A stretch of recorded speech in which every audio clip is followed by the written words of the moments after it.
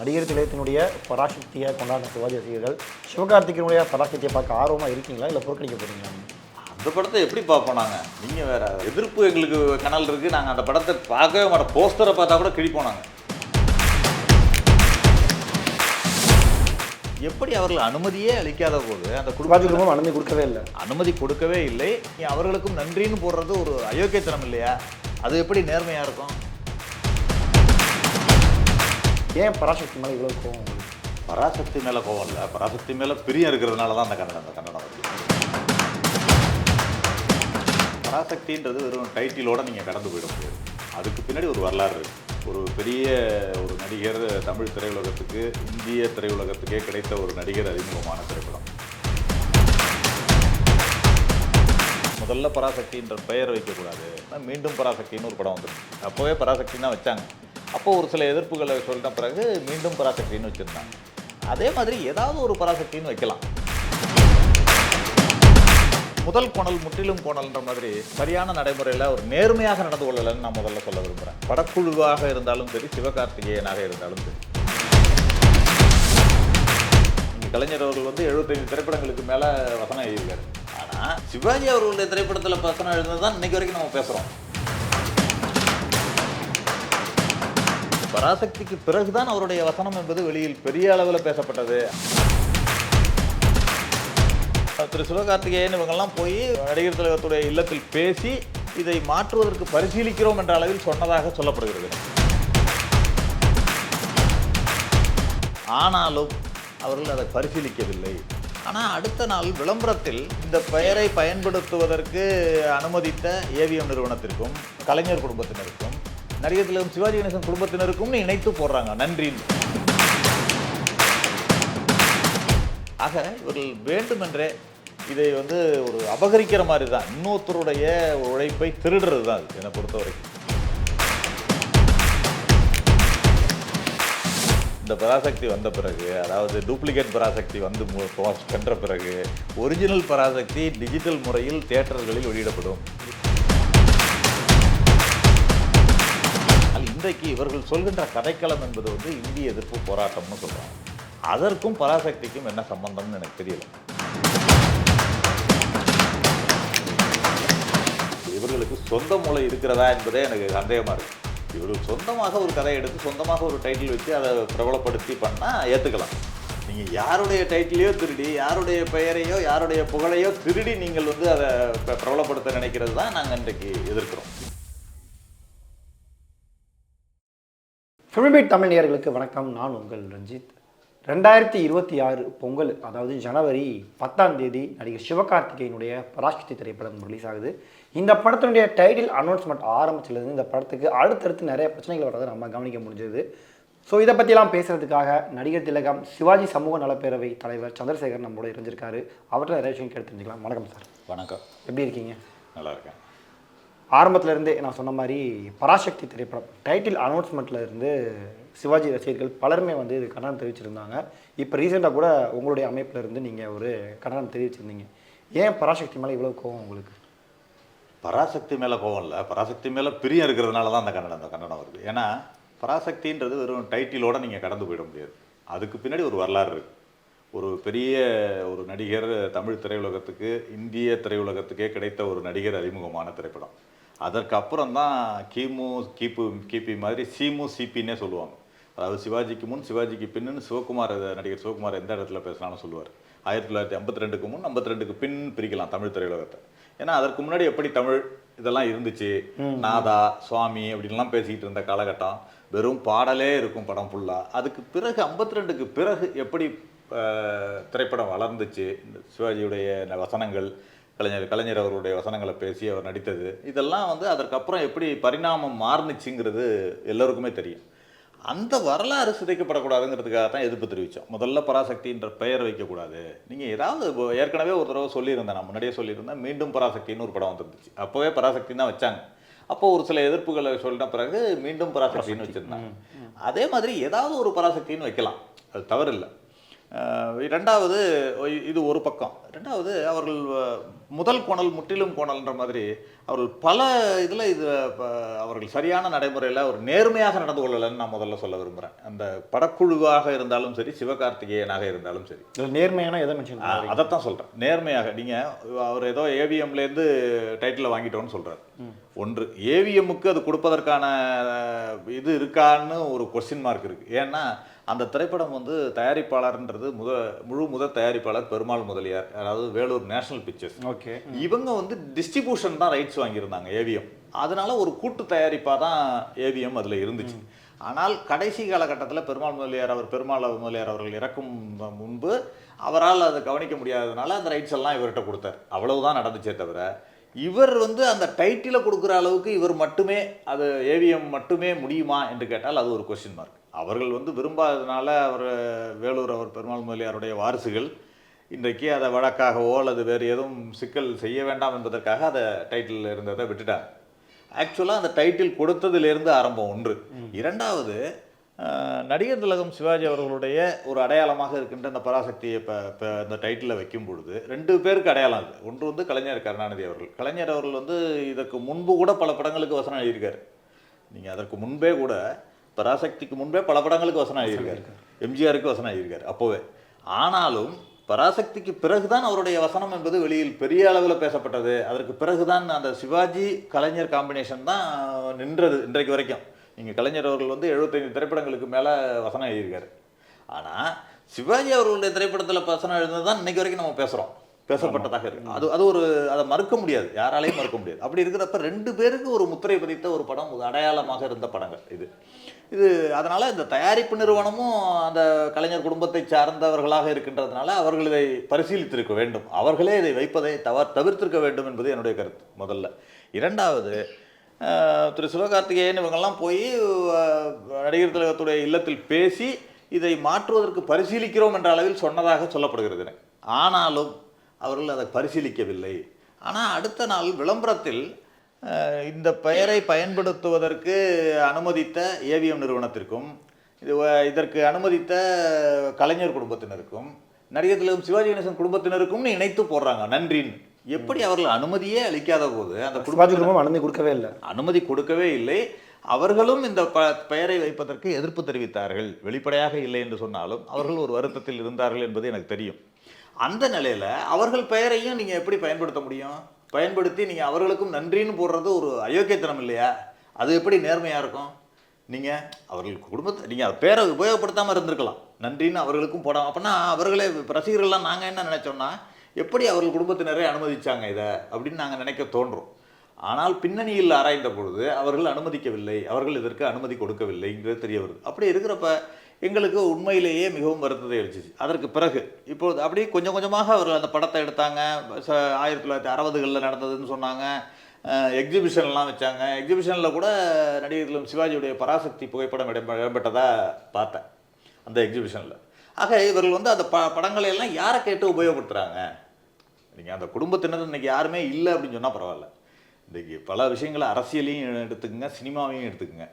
நீங்கள் எம்ஜிஆர் படத்தை எல்லாரும் யூஸ் பண்ணுறாங்க. ஏன்னா அவருடைய குடும்பத்தினர்ன்றது பெரிய நேரடி வாரிசுகள்ன்றது கிடையாது, யாரும் அப்ஜெக்ட் பண்ணுறது கிடையாது. அந்த படத்தை யார் வேணாலும் யூஸ் பண்ணலாம், பண்ணுறாங்க. இன்றைக்கி கலைஞர் படத்தை எல்லாரும் யூஸ் பண்ண முடியுமா? அவர்களுடைய பர்மிஷன் இல்லாமல் கலைஞர் படத்தை உபயோகப்படுத்தி யாரும் பண்ண, ஏன்னா அவர்களுடைய குடும்ப வாரிசுகள் இருக்காங்க, அரசியல் வாரிசுகள் இருக்காங்க, கலை வாரிசுகள் இருக்காங்க, எல்லாமே இருக்காங்க. இருக்கிறப்ப அவர் குடும்பத்தினர் பர்மிஷன் இல்லாமல் நீங்கள் எப்படி பண்ண முடியும்? அது மாதிரி இன்றைக்கு நடிகர் திலகம் சிவாஜி என்று எடுத்துக்கொண்டால் இன்றைக்கு கலைத்துறையிலேயே 2 பேர் இருக்காங்க. இன்றைக்கி பிரபு 200 படத்துக்கு இளைய திலகம்னு சொல்லப்படுற பிரபு அவர்கள் வந்து ஒரு 200 படத்துக்கு மேலே நடிச்சிருக்காரு. நடித்து இன்றைக்கும் நடித்து கொண்டிருக்கார், ஒரு கேரக்டர் ரோலில் நடிச்சுக்கிட்டு இருக்கார். அதே மாதிரி விக்ரம் பிரபு ஒரு நடிகர் திலகம் குடும்பத்திலிருந்து ஒரு 3வது தலைமுறை இன்றைக்கும் நடித்து கொண்டிருக்கார். இன்றைக்கி சிறைன்னு ஒரு படம் வந்து வெற்றிகரமாக ஓடிட்டு இருக்கு. அந்த லெவலில் இருக்கிறப்ப, திரைத்துறையிலேயே அவர்களுக்கு வாரிசுகள் இருக்கிறப்ப நீங்கள் யாரை கேட்டு அந்த படத்தை உபயோகப்படுத்தி நீங்கள் அதை விளம்பரப்படுத்துறீங்க? அந்த படத்துக்கு முதல்ல டைட்டிலுக்கு அப்ஜெக்ஷன். நாங்கள் டைட்டிலை ஒத்துக்கலை, எங்களுக்கு மன வருத்தங்கள் இருக்கின்றன, ஆனாலும் சகித்து கொண்டு விடுறோம். அது ஒரு கேஸோ அது மாதிரி போட்டு இதை ஒன்று பண்ண விரும்பலைன்றதுனால விட்டோம். அதை ஒன்று. ரெண்டாவது, போராட்ட அளவில் எடுத்துகிட்டு போகணும் கூட நான் நினச்சேன். இதை வந்து ஏதாவது ஒரு போராட்டம் செய்ய வேண்டும் அல்லது ஏதாவது எடுக்கிறப்ப அது வேண்டாம்னு சில பேரால் சொல்லப்பட்டது. சரி வேண்டாம், இந்த நிலையில் நம்ம அதை போய் ஒரு போராட்டமாக எடுத்தோ அல்லது பண்ணோம், நான் இன்னும் படத்துக்கு தான் விளம்பரம் ஆகிடும் அது அப்படிங்கிற மாதிரி ஒரு சில பேர் சொன்னாங்க. சரி, அதனால் நான் அதையும் தவிர்த்தேன். சரி, படம் வந்துட்டு போகுது, வந்து மக்கள் தீர்மானிக்கட்டும்னு முடிவில் விட்டேன். இரண்டாவது, அந்த திரைப்படத்திற்கு இப்பொழுது எப்படி விளம்பரம் செய்கிறார்கள் என்று பார்த்தா, சிவாஜி கணேசன் அவருடைய வாரிசாக, அந்த டைட்டிலுக்கு வாரிசுன்னு இல்லாமல் அவருடைய கலைத்துறை வாரிசாகவே இவர் இருக்கிற மாதிரி எல்லாம் சொல்ல ஆரம்பிச்சிட்டாங்க. ஓகே, அதாவது சிவாஜி கணேசனுடைய வாரிசு, சினிமா வாரிசு தான் சிவகார்த்திகேயன் அப்படிங்கிற மாதிரி ப்ரொஜெக்ட் பண்ணி சொல்கிறப்ப எங்களுக்கு உண்மையிலேயே மனம் கொந்தளிப்பாக இருக்குது. நீங்கள் ஏதோ ஒரு அவங்க குடும்பத்தினர் வந்தாங்க, ஏதோ ஆட்சிக்கு பண்ணாங்கன்னு பண்ணால் பரவாயில்ல. நீங்கள் எல்லாத்தையும் எதிர்த்து எல்லாருடைய மனக்குமுறலையும் புறக்கணித்து நீங்கள் இதை பண்ணுறீங்க. பண்ணுறப்ப யாருடைய அனுமதியுமே இல்லாமல், அவர்கள் குடும்ப வாரிசுகள் இருக்கிறப்ப அவர்களுடைய அனுமதியும் இல்லாமல் நீங்கள் ஒரு பராசக்தி தீ பரவட்டும்னு சொல்லி நீங்கள்லாம் விளம்பரம் கொடுத்தீங்கன்னா அது எந்த அளவிற்கு நியாயம், நேர்மை இருக்கிறது? நீங்கள் வந்து வெறும் பணம் சம்பாதிப்பதற்காக எதை வேண்டுமானாலும் செய்யலாம் அப்படிங்கிற லெவலுக்கு வந்துட்டீங்களான்ற கேள்வி தான் எங்கள் மனசில் எழுது. நீங்கள் சொல்கிறது இந்த சிவாஜி கணேசன் தீப்பந்தத்தை சிவகார்த்திகேயன் கொடுக்குறாருன்னா என்ன, அங்கேருந்து அந்த டைட்டிலை வாங்கின மாதிரி அவர்கிட்டேருந்து அந்த கலை இதையும் வாங்குற மாதிரி அவர் ப்ரொஜெக்ட் பண்ணுறாங்க. அது மிகவும் தவறான செயல் அது ஆக்சுவலாக. ஆனால் இது வந்து பிரபு அவர்களுக்கோ விக்ரம் பிரபு அவர்களுக்கோ குடும்பத்துக்கு இன்னும் வருத்தமாக தான் இருக்காங்க. கண்டிப்பாக இருக்கிறது. அது எனக்கு தெரிந்து அப்படித்தான். ஏனென்றால் அவர்கள் வந்து இதில் சம்மந்தப்படலை. அவர்கள் வந்து டைட்டிலே கொடுக்கறதுக்கு விரும்பலைன்னு சொல்கிறப்ப, வைக்க வேண்டாம்னு வருத்தப்பட்டப்ப எப்படி இதில் போய் சம்மந்தப்படுவாங்க?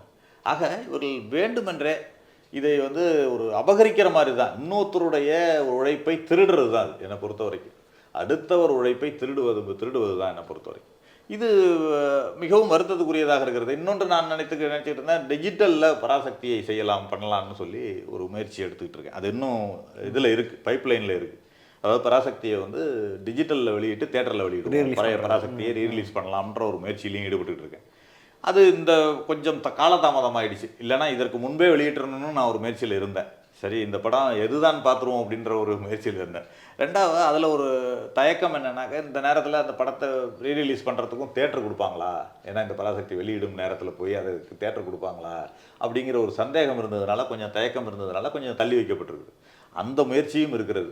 இந்த பராசக்தி வந்த பிறகு, அதாவது டூப்ளிகேட் பராசக்தி வந்து பண்ணுற பிறகு, ஒரிஜினல் பராசக்தி டிஜிட்டல் முறையில் தியேட்டர்களில் வெளியிடப்படும். கண்டிப்பாக அதை பிளான் பண்ணிட்டு இருக்கோம், நடந்து கொண்டு இருக்குது. பிளான் பண்ணி அதற்கான முயற்சிகள் அவர் வேலூர் ஒரு நேஷனல் பிக்சர்ஸ் மூலமாகவே அவர்களே வெளியிடுவார். ஏன்னா அவர்கள் தான் வெளியிட முடியும், அவர்கள்ட்ட தான் ரைட்ஸ் இருக்கு. அதனால அவர்களே வெளியிடுவதற்கு முயற்சிகள் நடந்து கொண்டிருக்கின்றன. விரைவில் அதற்கான பணிகளும் நடந்து அந்த படமும் வெளியிடப்படும் போது இந்த படம் எப்படி இருந்தது என்று ரசிகர்கள் பார்க்கும் அதே வேளையில் ஒரிஜினலாக அந்த பராசக்தி எப்படி இருந்தது என்பதையும் பார்த்து ரசிகர்கள் ரசிப்பார்கள் என்ற நம்பிக்கை எனக்கு இருக்குது. குறிப்பாக இன்றைய ஜென்ரேஷனுக்கு வந்து அது ஆச்சரியம். கண்டிப்பாக நீங்கள் வந்து இவங்க ஏதோ ஒரு டைட்டிலுக்கான முக்கியத்துவம் இருக்கணுங்க. நீங்கள் பராசக்தின்னு அப்போ எதுக்கு வச்சாங்கன்னு சொன்னாங்க, அந்த காலகட்டம், அந்த திராவிட இயக்கங்கள் வளர்ந்த காலகட்டம், அதில் பேசக்கூடிய வசனங்கள் இதெல்லாம் வந்து அந்த பராசக்தின்ற டைட்டிலுக்கு ஒத்து இருந்துச்சு. ஆனால் இன்றைக்கு இவர்கள் சொல்கின்ற கதைக்களம் என்பது வந்து இந்திய எதிர்ப்பு போராட்டம்னு சொல்கிறாங்க. அதற்கும் பராசக்திக்கும் என்ன சம்பந்தம்னு எனக்கு தெரியல. ஆக இவர்கள் அந்த டைட்டில், ஏற்கனவே ஒரு டைட்டில் வந்து நல்ல மக்கள் மனசில் பிரபலமாக இருக்கிற ஒரு டைட்டிலை வச்சு அதில் இவங்க கதையை புகுத்துறப்ப அந்த டைட்டில் வந்து திருடப்பட்டது. அந்த புகழை வந்து இவர்கள் திருட பார்க்கிறார்கள். ஏற்கனவே இருக்கிற பிரபலமாக இருக்கிற ஒரு டைட்டிலை, பிரபலமாக இருக்கிற கலைஞரோட வசனத்தை, பிரபலமாக இருக்கிற நடிகர் திலகத்துடைய பெயரை இதற்கு உபயோகப்படுத்தி கொள்ள பார்க்கிறார்கள். இவர்களுக்கு சொந்த மூளை இருக்கிறதா என்பதே எனக்கு சந்தேகமாக இருக்குது. இவர்கள் சொந்தமாக ஒரு கதையை எடுத்து சொந்தமாக ஒரு டைட்டில் வச்சு அதை பிரபலப்படுத்தி பண்ணால் ஏற்றுக்கலாம். நீங்கள் யாருடைய டைட்டிலையோ திருடி, யாருடைய பெயரையோ யாருடைய புகழையோ திருடி நீங்கள் வந்து அதை பிரபலப்படுத்த நினைக்கிறது தான் நாங்கள் இன்றைக்கு எதிர்க்கிறோம். இல்லை, இப்போ நீங்கள் படத்துடைய டைட்டில் வரும்போது ஒரு கண்டனம் தெரிவிச்சிங்க, பிரச்சனை பண்ணீங்க. இப்போ திரும்பவும் இந்த தீப்பந்தத்தை கொடுக்கறதுக்கும் இவ்வளோ பிரச்சனைகள் பண்ணுறீங்க. ஆனால் அந்த படத்தோட சைட்லேருந்து யாருமே அதை கண்டுக்காம அவங்க படத்து தானே போயிட்டே இருக்காங்க. அப்போ நீங்கள் பண்ணியும் பயனில்லாத மாதிரி தானே இருக்குது. இல்லை, பயனில்லை, அவர்கள் கண்டுகொள்ளவில்லை என்பதற்காக நாங்கள் எதிர்ப்பு தெரிவிக்காமல் இருக்க முடியாது. எங்களுடைய கொந்தளிப்பை அல்லது எதிர்ப்பை வந்து தெரிவித்து தானே ஆகணும். நீங்கள் இன்றைக்கு வந்து என்கிட்ட கருத்து கேட்குறீங்கன்னா எதனால் கருத்து கேட்குறீங்க? நான் எதிர்ப்பு தெரிவித்ததுனால தான் நீங்கள் என்கிட்ட கருத்து கேட்குறீங்க. அப்போ தான் நான் என்னுடைய விஷயங்களை உங்கள்கிட்ட சொல்ல முடியுது. இது மக்கள்கிட்ட போய் சேருதில்லை. கடைசியில் ரசிகர்கள் முடிவு பண்ணட்டும். நான் சொல்வது தவறாக இருந்தாலும் அவங்க முடிவு பண்ணட்டும். இவங்க சொல்கிறது தவறு, எப்படி இதெல்லாம் சொல்கிறாரு அப்படின்னு. ஏன்னா எவ்வளவோ படங்கள் வந்திருக்கு, நாங்கள் எதிர்ப்பு தெரிவிக்கலை. சிவாஜி அவர்களுடைய பெயர் உள்ள படங்களே நிறையா வந்திருக்கு, அதெல்லாம் நாங்கள் எதிர்ப்பு தெரிவிக்கலை. சில முத்திரை பதித்த படங்களை நீங்கள் வந்து லீகலாக கூட நாங்கள் கேட்கல. அது ஒரு மனசாட்சிப்படி நேர்மையாக மாறலாம், நீங்களாக வைக்காமல் இருக்கணும். அதுதான் திரைத்துறைக்கு நல்லது, திரைத்துறை வளர்ச்சிக்கு நல்லது. இல்லை, எனக்கு என்ன தோணுதுன்னா, இப்போ நடிகர் திலகத்தினுடைய பராசக்தியை கொண்டாடின சிவாஜி ரசிகர்கள் சிவகார்த்திகனுடைய பராசக்தியை பார்க்க ஆர்வமாக இருக்கீங்களா, இல்லை புறக்கணிக்க போகிறீங்களா? நீங்கள் அந்த படத்தை எப்படி பார்ப்போம் நாங்கள்? நீங்கள் வேற படத்தை இப்போ எதிர்ப்பு எங்களுக்கு கனல் இருக்குது, நாங்கள் அந்த படத்தை பார்க்கவே மாட்டோம். போஸ்டரை பார்த்தா கூட கிழிப்போம் நாங்கள். அந்த போஸ்டர் ஏதாவது இருந்ததுன்னா கூட சிவாஜி படங்களோ அல்லது ஏன்னா நீங்கள் பராசக்தி டைட்டில் கூட பார்த்தீங்கன்னா அந்த பழைய டைட்டில் மாதிரியே வச்சுருக்காங்க. அந்த ஃபாண்ட்டுமே அந்த ஃபாண்ட்டு கூட அதே ஃபாண்ட் யூஸ் பண்ணுறாங்க. ஆக அவர்கள் எப்படி அதை பண்ண முடியுதுன்னு தெரியல எனக்கு. ஏன் நீங்கள் உங்களுக்கு என்ன கிரியேஷன் இல்லையா? இப்போ எவ்வளவோ டிஜிட்டல் மதமயம் வந்துருச்சு. நீங்கள் கதைகளாக இருக்கட்டும், டைட்டிலாக இருக்கட்டும், எவ்வளவோ இன்றைக்கி மலையாளத்துலலாம் எவ்வளவோ டைட்டில் வச்சு புது புது கதைகள் எடுக்கிறாங்க. நீங்கள் ஒரு கதை உங்களால் எடுக்க முடியலையா? டைட்டில் இப்போ எடுக்க முடியலையா? ஏன் இப்படி பண்ணுறீங்க? அப்படிங்கிறது தான் என்னோட வருத்தம் இது. அதனால் அந்த படத்தை பார்க்கணுங்கிற தேவையே கிடையாது எங்களுக்கு. அதை பார்க்கணும் கிடையாது. இப்போ கண்டிப்பாக புறக்கணிப்போம், அந்த படத்தை புறக்கணிப்போம். ரசிகர்களும் புறக்கணிப்பாங்கன்ற நம்பிக்கை எனக்கு இருக்குது. அதை மீறி ஓடினால் எங்களுக்கு ஒன்றும் வருத்தம் இல்லை. அதில் இது புறக்கணிக்கின்றது சரியான விஷயம். ஏன்னா சிவகார்த்திகேயனுக்கு ஒரு வளர்ந்து வரக்கூடிய ஒரு முக்கியமான நடிகர், கஷ்டப்பட்டு வந்திருக்காங்க இந்த இடத்துக்கு. அவரோட 25வது திரைப்படம் முக்கியமான படமாக இருக்கும்போது ஏற்கனவே விஜய் ஃபேன்ஸுமே ஜனநாயக படம் ரிலீஸ் ஆகுது அப்படின்றதுனால அவங்களுமே ஒரு போட்டி மனப்பயணம் பார்க்க ஆரம்பிக்கிறாங்க. இன்னொரு பக்கம் இப்போ நீங்களும் இதை பண்ணுறது அது ஏற்றுக்கலாமா? அது அப்படி இல்லைங்க. எங்களுடைய வருத்தத்தை, அதாவது ஒரு ஒரு செயல் செய்கிறாங்க அப்படின்னு சொன்னால் நாங்கள் ஒரு வருத்தத்தை வெளியிடுறோம். நீங்கள் சொல்லியிருக்கோம், இவ்வளவு கண்டனங்களை தெரிவிச்சிருக்கோம். அதற்கான ஏதாவது ஒரு நீங்கள் சொல்கிறீங்கல்ல, கண்டுகொள்ளாமல் போயிட்டுருக்காங்களேன்னு சொல்கிறீங்கல்ல, அப்புறம் கண்டுகொள்ளாமல் போகிற ஒருத்தங்களை எப்படி நாங்கள் புறக்கணிக்காமல் என்ன பண்ணுறது? நாங்கள் நீங்கள் எங்களுக்கு என்ன மரியாதை? அதாவது எங்களுக்குன்னா நான் ஒரு ஆள் கிடையாது, சிவாஜி ரசிகர்கள் மட்டும் கிடையாது. ஒரு தமிழ் பேசும் நல்லுலகம், அதாவது திரையுலகை ரசிக்கிறவருங்க சிவாஜி ரசிக்காமல் இருக்க மாட்டாங்க. சிவாஜி என்பவர் தான் பிள்ளையார் சுழி. அப்படிப்பட்ட ஒரு மனிதருடைய புகழை சிதைக்கிறதுக்கு, வரலாற்றை சிதைக்கிறதுக்கு நீங்கள் முயற்சிக்கிறீங்க அப்படின்னு சொன்னால் அதை எப்படி ஏற்றுக்கொள்ள முடியும்? அது யார் ஏற்றுக்கொள்வாங்க? இல்லை, இதுக்கு நம்ம சிவகார்த்திகேயன் பலிக்கடை ஆக்க முடியாதுல்ல. சிவகார்த்திகேயன் இல்லாமல் நீங்கள் என்ன பண்ண முடியும்? இப்போ வந்து ஹீரோயிசம் தான். படம் வந்து ஹீரோ தான்.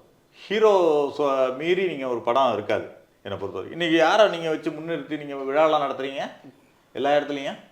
இப்போ தீ பரவட்டுன்னு கொடுக்குறீங்கன்னா யார்கிட்ட கொடுக்குறீங்க? சிவகார்த்திகேயன் தானே கொடுக்குறீங்க. ஏன் ப்ரொடியூசரை கூப்பிட்டு கொடுக்க வேண்டியது தானே? சிவகார்த்திகேயன் வேண்டாம், ப்ரொடியூசரை கூப்பிட்டு கொடுங்க. ஆக நீங்கள் ஒரு ஹீரோ, அந்த இதை அவரை முன்னிறுத்தி தானே பண்ணுறீங்க. அப்படிங்கிறப்ப ஹீரோ தான் அதற்கு பொறுப்பு இருக்கணும். படக்குழுவும் அதற்கு பொறுப்பு. இங்கே தயாரிப்பாளரிலிருந்து, இயக்குனரிலிருந்து இவர்களெல்லாம் பொறுப்பு. இயக்குனராக இருப்பவர் வந்து இந்த படத்தை எடுக்கிறாரு, ஒரு உண்மை கதையை வச்சு எடுக்கிறாரு அப்படின்னு சொன்னால் இயக்குனர் இதை வந்து கன்சிடர் பண்ணியிருக்கணும். அது இது வந்து வரலாறாக எடுக்கணும். வரலாற்றை திருச்சி எடுக்கிறதுன்றது இயக்குனரோட பொறுப்பு கிடையாது. இயக்குனருக்கு சரியான நடைமுறையும் கிடையாது. அதுதான் என்னுடைய பொறுப்பு. நான் கடந்த சில படங்கள்லேயே கூட சுதா கொங்கரா எடுத்த படங்களில் வரலாற்றை திரித்ததாக ஒரு சர்ச்சையும் இருந்தது. அவர் ஏற்கனவே ஒரு உண்மை கதையை எடுத்தேன்னு சொல்லி 2-3 படங்களை எடுத்தப்ப அந்த வரலாற்றை திரித்து எடுத்திருக்கிறார்ன்ற ஒரு குற்றச்சாட்டும் இருக்குது. அதே மாதிரி தான் இப்போ இதில் ஆரம்பமே அவர் தப்பாக எடுக்க ஆரம்பித்திருக்கிறார் அப்படிங்கிறது தான் என்னுடைய குற்றச்சாட்டு. எப்படியுமே இந்த படத்தினுடைய டைட்டில் காலில் சிவாஜி சார் பேர் போட்டு படம் போட்டு குடும்பத்திற்கு நன்றி தான் சொல்ல போகிறாங்க. அப்படி இருக்கும்போது திரும்ப திரும்ப நம்ம அதை புறக்கணிக்கணுன்றது சரியாது இல்லைங்க. நீங்கள் என்னுடைய மனதை புண்படுத்தி விட்டு எங்களுடைய அல்லது நான் மதிக்கின்ற ஒரு கலை தெய்வமாக மதிக்கின்ற ஒருவருடைய வரலாற்றை சிதைத்து விட்டு அப்புறம் நன்றின்னு சொல்கிறதுல என்ன அர்த்தம் இருக்குது? அவருடைய புகைப்படத்தை போடுறதுல என்ன அர்த்தம் இருக்குது? நீங்கள் அதற்கான மரியாதையை ஒழுங்காக செய்யணுமா வேண்டாமா? நீங்கள் இல்லை, சமாதானமாக ஏதாவது ஒன்று சொல்லியிருக்கலாம், அல்லது அவங்க குடும்பத்தில் பேசி இல்லை நான் இந்த மாதிரி ஒரு பெயரை மாற்றி வைக்கிறேன். சில பேர் வந்து நான் அந்த திருவிளையாடலுக்கு கூட ஒரு திருவிளையாடல்னு படம் வந்துச்சு, அதுக்கு ஒரு எதிர்த்து கேஸ் போட்டேன். திருவிளையாடல்னு வைக்கக்கூடாது அப்படின்னு கேஸ் போட்டேன். அப்புறம் என்ன பண்ணாங்கன்னா திருவிளையாடல் ஆரம்பம்னு வச்சாங்க. அது ஆரம்பம் சின்னதாக போட்டாங்கன்னு வச்சுக்கோங்க. ஆக ஏதோ ஒரு சமரசத்தை எடுக்கணுமா வேண்டாமா? நீங்கள் பராசக்தி மீண்டும் பராசக்தியாக ஏதோ ஒன்று சம்திங் ஏதாவது ஒன்று சேர்த்து வச்சுருக்கலாம்ல. அவங்க ஏன் அதை செய்யக்கூடாது? அதில் என்ன அவங்களுக்கு அப்படி என்றால் அவங்களோட நோக்கம் வந்து வேறு. அவங்க நோக்கம் என்பது அந்த பழைய படத்துடைய பிரபலம். பழைய படம் ஏற்கனவே மக்கள் மத்தியில் இன்னைக்கு கூட கோர்ட் சீன் வசனம் இப்போ இதில் இப்போ ஏதாவது ஒரு டிவியில் ஓடிக்கிட்டே இருக்கும். அந்த கோர்ட் சீனாக இருக்கட்டும், ஏதாவது ஒரு டிவியில் ஒளிபரப்பாகி கொண்டே இருக்கும். அது யாரும் மறுக்க முடியாது. அது மாதிரி அந்த ஒரு காலத்தில் எல்லாம் சொல்லுவாங்க அந்த கோடம்பாக்கத்தில் என்ட்ரியே வந்து அந்த சிவாஜி வசனம், அந்த கோர்ட் சீன் வசனம் தான். அந்த வசனத்தை பேசி தான் என்ட்ரியே ஆவாங்க நடிகர்கள்லாம் சொல்லுவாங்க. அப்படிப்பட்ட ஒரு பிரபலமான ஒரு இதை வந்து நீங்கள் உங்களுடைய ப்ரமோஷனுக்காக நீங்கள் யூஸ் பண்ணிக்கிறீங்க. உங்களுடைய சுயநலத்துக்காக, உங்களுடைய பணத்தாசைக்காக, நீங்கள் சம்பாதிக்க வேண்டும் என்பதற்காக வணிக நோக்கோடு உபயோகப்படுத்துகிறீங்க அப்படிங்கிறது தான் எங்களுடைய குற்றச்சாட்டு. அப்படிப்பட்ட வணிக நோக்கத்தோடு நீங்கள் யூஸ் பண்ணிவிட்டு அதை இப்போ நான் இன்றைக்கி வந்து நடிகர் சிவாஜி அவர் இறந்து 25 வருஷம் ஆயிடுச்சு. இன்றைக்கு நான் அவருடன் பணியாற்றியவன். அவர் பேரில் ஒரு அமைப்பு வச்சுருக்கேன். எனக்கு எந்த விதமான அதனால் ஒரு வணிக பலன் எதுவும் கிடையாது. வணிக நோக்கத்தோடு பண்ணல. அவரை வந்து உபயோகப்படுத்தி நான் ஏதாவது பிரபலமாகணும் அல்லது ஏதாவது ஒன்று பண்ணணுங்கிறது கிடையாது. ஆனாலும் அவருடைய ரசிகர்களுடைய கோரிக்கை, இன்றைக்கி நேற்றிலிருந்து எனக்கு அவ்வளோ ஃபோன் கால்ஸ் வருது. அந்த ரசிகர்களுடைய கோரிக்கையை நான் வெளியிடுறேன், அவ்வளோதான். எல்லா ரசிகர்களுடைய மனக்குமுறலை, கோரிக்கையை வந்து நீங்கள் வெளிப்படுத்துறீங்க. அது உங்கள் மூலமாக போய் சேர்றப்ப, மீடியா மூலமாக சேர்றப்ப அவர்கள் அதை கன்சிடர் பண்ணணும். இதை செய்கிறேன் அல்லது இந்த அளவுக்கு நான் அதை பரிசீலனை பண்ணுறேன், அவர்களுடைய மனம் புண்பட்டிருந்தால் வருந்துறோம், எதையாவது ஒன்று அவங்க சொல்லணுமா வேண்டாமா?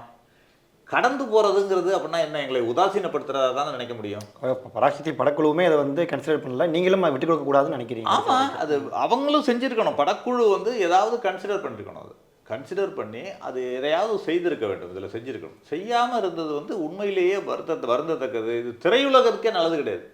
தமிழ் திரையுலகத்துக்கு நீங்கள் போட்டி போட்டு, இப்போ 2 படம் வருதுங்கிறீங்க, போட்டியிடுதுங்கிறீங்க, அது வந்து உண்மையான காம்படிஷன். எந்த படம் நல்லா இருக்கோ ஓட போகுது, ரசிகர்கள் பார்க்க போகிறாங்க. அதில் வந்து எந்த விதமான மாற்று கருத்தும் கிடையாது. ஆனால் அதே நேரத்தில் போட்டி என்பது எப்படி இருக்கணும், நீ அந்த பாட்டை திருடுறியா, நான் அந்த டைட்டில் திருடுறேன் அப்படிங்கிறதுல போட்டி இருக்கக்கூடாது. அதுதான் நான் இன்றைக்கு குறிப்பிட விரும்புகிறேன் உங்களுக்கு. நிச்சயமா சார், உங்களுடைய கருத்துக்களை பகிர்ந்துக்கிறதுக்கு ரொம்ப நன்றி சார். நன்றி.